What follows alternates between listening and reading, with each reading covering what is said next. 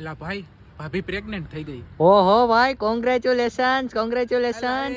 Congratulations વાળી તારી ભાભી નહીં ને ઓલી બાજુ વાળી ભાભી. કોણ બાજુ વાળી? સવિતા ભાભી? આઈ સવિતા. હું વાત કરેસ? તને વાત કરતો તો ને કે ભાઈ મેળી ઠેકીને જાવું હું એમ. લે હા. આ તો જરાક આમ સમજી જાવે થઈ ગયું. ઓહો, તારાથી નથી થયું ફાઇનલ? આ તો મારાથી જ હોય ને. એનો ઘરવાળો તો અઠવાડિયામાં કાકા તને ખબર તો હે એક જ દી ઘરે હોય છે.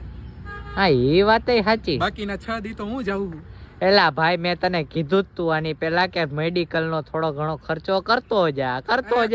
ખર્ચો કર્યો તો પણ હવે બિન મોસમ વરસાદ થઈ ગઈ એના જેવું થયું છે. અરે રે, તો હવે શું કરશી? હવે કાંઈ નહીં, તું કઈક આનો ઉપાય કાઢ, ક્યાંકથી કઈક ગોતી દે. ગોતવાની વસ્તુ બધી હવે તો થઈ જાય કઈક. હા તો કઈક કરી હવે. આમાં હે ને મારા મગજ ગોટાળે ચડી ગયો અત્યારે. તે બહુ લોચો કરી નાખ્યો. સવિતા ભાભીને વાત કરાવી કે ઓલો મારી ભેગો ઓલો હોય છે ને છોટું, આપણે એનું સેટિંગ કરાવવાનું હે તમારી બીજી ફ્રેન્ડ માં. તેને આય પડી મળવા બોલાવાની બે દી માં. અરે ભાઈ 2 મિનિટ ખમી જા. હમણાં હું કે તારું કરાવી નાખું બરોબર. બધી પ્રોબ્લેમ તારી સોલ્વ કરી નાખું ભાઈ. ખાલી 5 મિનિટ દે, હું તને 5 મિનિટમાં ફોન કરું. 5 મિનિટ નહીં, તું 5 કલાક લઈ લે, પણ આજના દીમાં કઈક કર. અરે 5 મિનિટમાં કરું ભાઈ, 5 મિનિટમાં. બાકી એની ફ્રેન્ડ તો આવવાની જ છે, ઈ મજા કરો તમ તારે. અરે 2 મિનિટમાં કરું હાલ ફોન. આ કર, જલ્દી કરજે.